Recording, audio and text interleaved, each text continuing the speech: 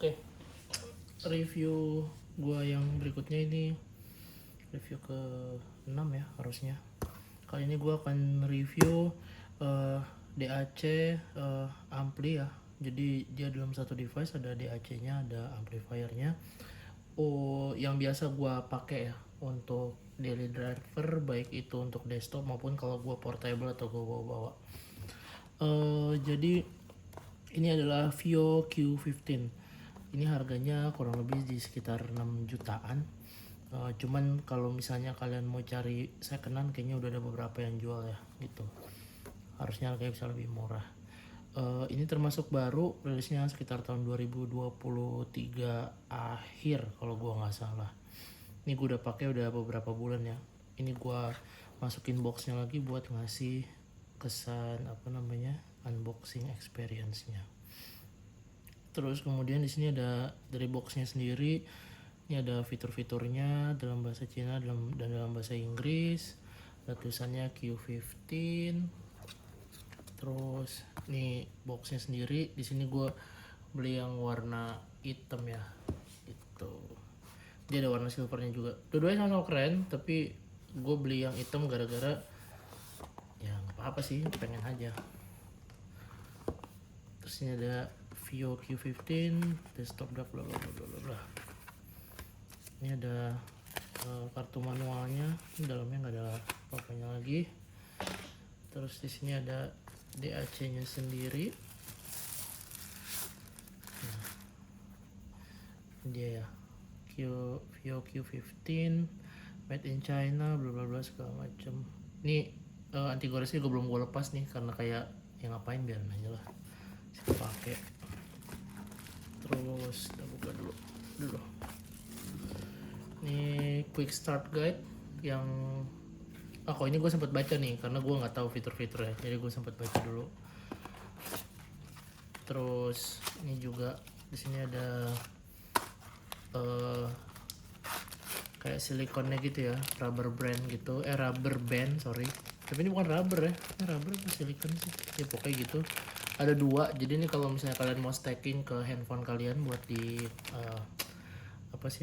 di karetin gitu ya, sama ini buat anti slipnya gitu. Jadi ini harusnya bisa gue nggak tahu ini bisa ditempel di handphone atau di Q15 nya, intinya biar nggak gerak-gerak lah gitu. Bukan ditempel sih, jadi lebih ke anti slipnya aja. Dan ini nggak gue pakai keduanya. Terus ini ada kotaknya lagi. Di sini ada pouchnya. Menurut gue nih pouchnya berguna banget ya. Standar aja sih. Cuman ini berguna banget buat gue biasa pakai ketika gue carrying si Q15 nya. Terus dalamnya lagi ada kartu garansi kayaknya, gue nggak tahu itu apaan. Terus ada kabel USB-C to USB-C. Ini harusnya buat charging ya, buat charging. Ini panjangnya juga nggak terlalu panjang. Terus dia ada USB-A to USB-C. Ini kayaknya buat source sebenarnya, misalkan lu colok ke laptop gitu kan. Tapi ini juga nggak gue pakai karena gue butuh kabel yang lebih panjang lagi. Jadi gue punya kabel sendiri. Sebenarnya kabel apa aja sih yang kabel data ya, gue so far belum pernah ngetes apakah dengan kabel data merek tertentu atau apapun speednya akan berpengaruh. Itu biasanya gue belum cobain. Cuman kalau ada teman-teman yang udah nyobain mungkin bisa komen, bang kalau kabel yang USB-C nya DD Hi-Fi sekian yang harganya 1,5 juta lebih bagus. Oh ya, nanti saya coba ya gitu deh, ntar kita pinggirin dulu. Oke, di sini gue akan coba bahas beberapa fiturnya si Vio Q15 ini. Mungkin nggak akan semua karena tidak semuanya gue gunain ya. Tapi gue akan kasih tahu kalian beberapa informasi yang menurut gue ini salah satu selling point terbaik buat DAC amplifier di harga segini ya, di harga 6 jutaan, yang menurut gue mungkin bisa dibilang hampir nggak ada lawan atau nggak ada pesaingnya gitu, karena pesaingnya either harganya terlalu mahal atau harganya atau speknya tidak sebaik ini gitu. Sebenarnya kita lihat fisiknya dulu. Di sini ada dua jack ya. Di sini jack balance 4,4 mm sama jack 3,5 mm untuk single ended. Terus di sini ada scroll wheelnya. Itu menurut gue ini dia ada kayak klik-kliknya gitu loh. Jadi kayak kalau lu puter tuh lu gedein volume atau apapun, stepnya tuh berasa gitu. Jadi nggak ngambang. Ini gue suka banget sih, ini jenis scroll yang menurut gue suka tuh yang kayak gini gitu. Terus ini ada power button. Ini juga nanti berguna buat ngakses menu. Terus kemudian di sini ada ini buat nyalain matiin dong, sorry. Terus ini ada previous untuk lagu. Terus ini ada next, kemudian ini ada play sama pause. To be honest, untuk yang button yang ini gue nggak pernah pakai ya. Gue biasanya langsung dari DAP gue atau dari handphone gue atau dari PC gue. Jadi gue biasanya cuma pakai ini doang sama si scrollnya ini gitu. Terus kemudian dari sisi bawahnya, nah di sisi bawahnya ini dia adalah inputnya ya. Jadi kalau outputnya di atas sama inputnya di bawah. Nah di sini tuh inputnya, jadi ini yang ketutup. Ini ada buat coaxnya. Jadi dia inputnya ada 3 jenis ya. Ada 3 jenis input. Si coaxnya ini, terus via USB. Ini yang warnanya USB-C hitam ini ya. Lu bisa nanti gua bisa pakai yang USB Type A to Type C yang tadi include di boxnya. Kemudian di sini yang power source-nya. Jadi dia bisa nyolok dari adapter ya. Tapi adapternya nggak diincludekan, jadi lu harus pakai adapter handphone atau apapun lah. Nah, terus di sini yang menarik nih. Di sini ada 2 switch. Jadi yang kiri ini itu adalah switch untuk on off untuk phone mode atau mode handphone. Kemudian di sini ada untuk desktop mode. Nah, ini menurut gue fitur yang sangat oke banget ya menurut gue, karena gue suka yang mode pengoperasiannya tuh physical gini gitu. Jadi nggak semuanya digital yang switch gini. Jadi lu kerasa bahwa lu memang secara user experience, secara kegunaan juga lebih jelas gitu ketika lu dalam mode tersebut tanpa lu harus mencet-mencet button-button yang lain gitu. Jadi phone mode-nya ini adalah ketika dia on. Jadi once lu misalkan lu colok ke DAP lu nih misalkan. Jadi sorry, gue cobain dulu. Di sini gue pakai Hibi aja. Jadi ketika lu colok sini, tapi dia phone modenya itu off gitu ya, phone modenya off, dia nih akan nyedot baterai. Dia langsung akan nyedot baterainya si source-nya ini gitu. Tapi kalau dia phone modenya on, dia itu nggak akan nyedot baterai pak. Jadi dia akan pakai baterai yang built-in di dalam sini gitu. Jadi menurut gua oke banget. Kemudian yang kedua, ini yang terkait desktop mode ya. Ini desktop mode ini adalah dia gunanya itu adalah selain untuk enable power ya, yang buat ngaktifin power yang di sini, dia juga untuk nge-bypass baterai. Nah, bypass baterai ini adalah completely bypass baterai ya. Kenapa gue harus garis bawahi completely bypass baterai? Karena sebelumnya gue punya DAC amplifier juga dari EV, namanya EV Griffon ya, mungkin buat yang tahu. Jadi EV Griffon itu dia nggak punya desktop mode, tapi dia lebih punya namanya istilahnya tuh apa ya, power saving mode kalau gue nggak salah. Jadi kalau misalkan lu colok dan dia ngecas gitu ya, kalau si EV Griffon itu dia tuh port power sama port source-nya tuh sama pak. Jadi kelemahannya itu adalah kalau sama, jadi once ketika lu nyolok dari source, dia akan otomatis nyedot baterai, nyedot daya gitu ya, kecuali lu matiin si source-nya yang dari handphone misalkan gitu. Dia ada tombolnya sendiri, istilahnya tuh dual port mode gitu. Jadi kalau dual port modenya aktif, dia akan nyedot lagu atau source-nya plus sama dayanya gitu. Tapi dia cuman bisa ngelimit sampai 80%. Jadi kalau baterainya udah 80%, dia akan berhenti ngecas gitu. Jadi kalau misalkan bukan bypass ya. Nah, gua nggak tahu apakah itu setelah 80% dia akan take dayanya dari powernya itu bukan dari baterai atau gimana. Cuman at least itu menurut gue tidak completely bypass, dan itu agak sedikit worrying buat gue lah gitu, karena gue kan nggak tahu teknis dalamnya gitu. Nah sedangkan kalau yang ini dia completely bypass gitu, jadi kalau misalkan lu juga mau nyolok ke laptop atau ke PC, lu tinggal switch on aja, terus habis itu lu colok power in nya, nanti dia akan langsung pakai desktop mode gitu, nggak pakai baterai di dalamnya gitu, buat saving lah istilahnya. Oke, terus kita langsung ke apa namanya, fitur lainnya ya. Jadi sini gue coba nyalain aja. Nyalainnya kita tombol tahan, tombol yang di kiri. Nah, tulisannya Vio. Nah, di sini ada indikator volume, di sini ada indikator gainnya ya, gain yang dipakai. Jadi volume, gain, SH ini super high. Terus ini ada indikator baterainya. Terus ini ada jenis input yang lagi digunain, sama ini ada apa namanya, codec atau jenis file yang di play ya gitu. Di sini kalau misalnya gue pencet sekali, lu bisa ganti inputnya via apa? USB, koaksial atau Bluetooth. Nah USB kayak tadi, source-nya dari sini. Kemudian kalau koax juga sama, source-nya dari sini juga, yang beda port aja ya. Nah kalau Bluetooth nanti lu tinggal pairing aja. Jadi misalkan gue konekin Bluetooth dari sini ke Hibi Digital M300 gue, nanti gue dengerinnya itu adalah, jadi dia dikirimnya langsung dari sini ya. Jadi dia kayak Bluetooth receiver, nanti lu tinggal colok aja lah pakai earphone lu ya untuk lu dengerinnya gitu. Gue koaksial, gue tuh biasa gue nggak pernah pakai karena gue nggak punya source yang dari koax. Tapi kalau Bluetooth gue beberapa kali nyoba karena gue pengen tahu doang, tapi nggak gue gunain secara terus menerus ya. Tapi gue lebih majority gue pakainya USB gitu. Terus kalau lu mau masuk ke menu lainnya, jadi ini caranya lu tahan. Nah ini dia ada gain ya, gain. Kalau lu mau oke atau masuk, lu tinggal pencet sekali. Ini dia super low, medium, high sama super high, ini untuk gainnya.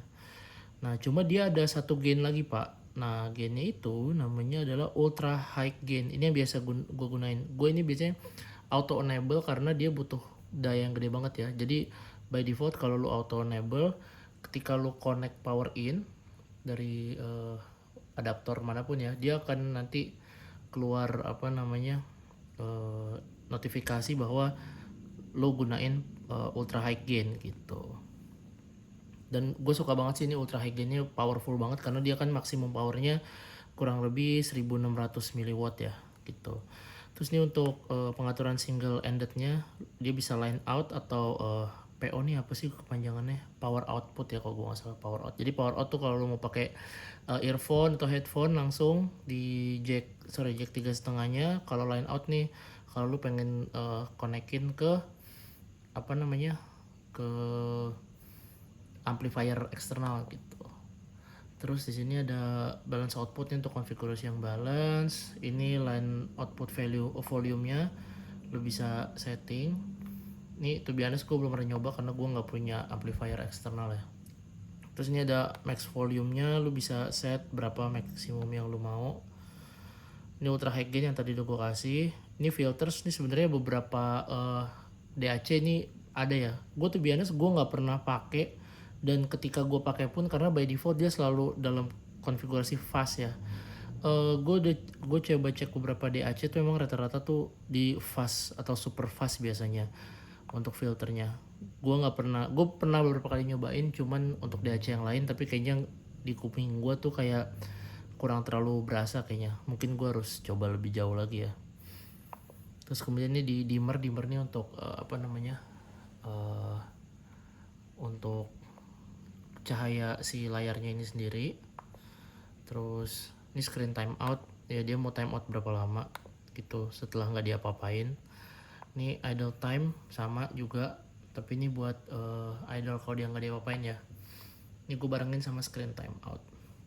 Terus tinggal diputer aja ya navigasinya. Ini rotate screen kan dia lebih ke apa namanya, vertikal ya. Kalau lu rotate dia jadi horizontal. Terus U audio ini to be honest gue nggak tahu, jadi kita skip aja. MQA mode ini gue selalu on walaupun gue nggak pakai MQA ya, file MQA, jadi gue nggak terlalu ngerasain. Terus ini ada pack mode ini lebih ke sebenarnya equalizer ya. Ini dia udah ada built-in beberapa equalizer. Ini gue udah cobain dan ini cukup berpengaruh ya. Tapi kalau lo yang suka main equalizer, ada aplikasinya Vio, yaitu Vio aplikasi kalau gue nggak salah, Vio Control Apps. Itu lo bisa download di smartphone lo dan lo bisa coba sendiri untuk modif-modif gitu, atau lo bisa bikin user sendiri. Ini language factory reset. Ini kemudian version dari apa namanya, dari firmware-nya. Ini gue begitu dapat kayaknya gue udah upgrade sekali, kayaknya gue lupa sekali atau 2 kali gitu. Terus ini telek nih, to be honest gue nggak tahu, jadi kita skip aja lah. Buat yang tahu boleh bantu komen ya. Dah, paling itu aja kalau dari sisi fitur ya. Nah sekarang dari sisi suara dulu. Mungkin gue akan ngejelasin buat teman-teman yang baca spesifikasinya ya di atas kertas. Itu dia itu punya chip DAC, dia gunain dari AKM ya, yaitu AK4191 sama AK4499EX ya. Sebenarnya dua chip ini tuh salah satu, gue lupa chipnya yang mana, tapi ini tuh chip yang dipakai di beberapa DAP flagship ya, kayak misalkan top of the line ya, kayak misalkan Hibi R6 Pro 2. Sebelumnya pas gue pakai Hibi R6 Pro 2, gue cukup inget gimana suaranya, impresinya, walaupun secara DAC chipsnya ya, itu dia pakainya tuh kalau gue baca tuh 3 chip ya kalau di Hibi. Jadi kalau di Hibi itu chipnya itu adalah 449EX-nya itu ada 2 gitu. Jadi total 41911 sama dual AK449EX gitu. Sedangkan kalau yang ini kan dia cuman masing-masing 1 gitu ya. Cuman kalau dari sisi suara yang gue cobain ini, ketika pertama kali gue dengerin, impresi pertama gue adalah ini kok mirip banget ya sama Hibi R6 Pro 2. Bener-bener menurut gue bener-bener mirip banget gitu. Kayak misalkan dari sisi sound stage-nya itu bener-bener extend banget, luas banget. Ini gue bisa bilang ini adalah DAC yang mengedepankan apa namanya, detail ya, bener-bener detail banget. Jadi suaranya tuh refine banget, ngebuka mikro-mikro detail yang tadinya itu powernya misalkan sudah ada di IM lo, itu jadi lebih nge-push lagi supaya bisa semakin jelas kedengeran gitu. Jadi bener-bener detailnya mantep banget. Kemudian dari sisi bassnya juga mungkin gua nggak akan dia bukan jenis yang terlalu warm DAC gitu ya, tapi dia lebih ke detail sama separasi. Untuk bass sama treble-nya menurut gue itu karena semuanya di extend, jadi nggak ada yang terlalu warm atau terlalu ngecering di sisi treble gitu. Kemudian namun kalau menurut gue ada sisi minusnya, karena gue berangkat dari pengguna IV Griffin ya, SDSD Griffin. Menurut gue vokalnya tidak semusikal Griffin gitu. Kalau Griffin tuh midnya tuh bener-bener sweet banget, musikal, istilahnya tuh kayak mendayu-dayu gitu loh suaranya tuh. Tapi kalau ini tuh nggak gitu, karena dia lebih ke detail gitu. Tapi bukan berarti buruk, dia cuma punya dua jenis suara yang berbeda gitu antara Griffin sama Q15. Menurut gua di antara keduanya sama-sama punya tonal yang bagus ya, tergantung preferensi kalian masing-masing gitu. Nah kalau dari sisi fitur sendiri, mungkin gue akan coba compare dengan ya pendahulunya di merek yang berbeda ya, si Griffin itu. Dia tuh mungkin secara secara input tuh lebih banyak kalau setahu gue, dan secara output itu hampir sama lah gitu. Cuma mungkin dia bedanya ada beberapa fitur ya, kayak X-Bass, X-Space, terus habis itu buat tonal suaranya ya.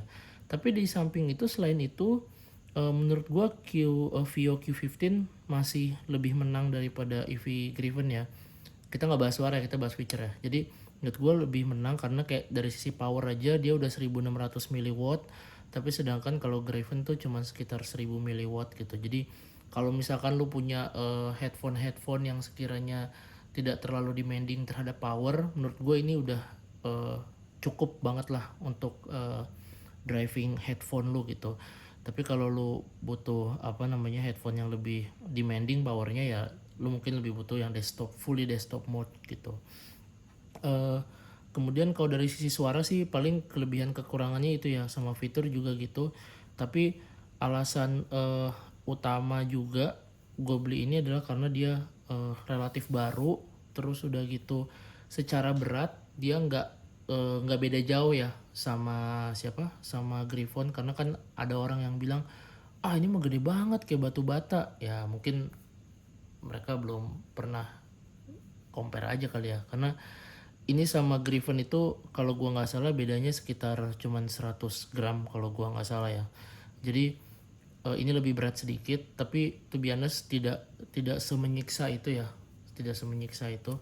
Sorry, kok 100 gram sih, kayaknya nggak nyampe deh, ya sekitar segitulah. Tapi tetap reasonable untuk dibawa gitu, dibanding kalau misalkan lu lihat DAC lain kayak yang baru kan, kayak X Duo XD05 Pro tuh yang kayak gede banget pak, itu bener-bener literally sepatu bakiak tuh. Sama atau mungkin pendahulunya yang flagshipnya Vio DAC Portable yang Vio Q7, itu kan juga gede banget ya gitu. Tapi ya memang apa yang lu beli apa yang lu dapat, maksudnya secara performa juga yang di sana pasti lebih baik gitu. Tapi kalau untuk portabilitas menurut gue ini lebih make sense untuk portabilitas, dan suaranya juga mungkin paling gampangnya itu adalah kalau lu pernah nyobain Hibi R6 Pro 2, ini suaranya mirip, sederhananya gitu. Dan itu kategori yang kalau buat yang belum pernah denger itu kategorinya menurut gue sangat bagus dan detail sekali gitu. Apakah ini layak untuk dibeli? Kalau misalkan lu nyari DAC yang harganya DAC yang dia punya baterai internal, dia bisa desktop mode, suaranya detail banget, rilisan yang cukup baru tahun 2023. Kenapa gue harus bilang ini? Karena mungkin ada yang bagus juga kayak Mojo 2 ya, tapi Mojo 2 kan udah berapa tahun yang lalu gitu. Terus kemudian dia punya LCD, sedangkan si Mojo nggak punya. Terus kemudian tadi desktop mode udah, power yang oke 1600 mW, dan dia nggak cuman bisa mobile ya. Kalau mobile tuh kayak lu bawa terus lu taruh di cafe gitu. Kalau portable tuh gue masih kebayang ini lu pegang buat lu dengerin sambil lu jalan gitu. Tapi kalau Q7 atau XD05 Pro lu pegang sambil lu genggam gini gitu jalan, wah itu lu kayak bawa ini sih, batu bata beneran sih gitu. Jadi ini menurut gue masih sangat reasonable untuk digunakan gitu. Kayaknya itu aja. Buat teman-teman yang udah pernah coba mungkin bisa komen kira-kira impresinya seperti apa. Kalau ada yang mau tanya-tanya gas aja, gue sangat terbuka untuk discussion. Paling itu aja. Don't forget trust your own ears ya everyone. Bye.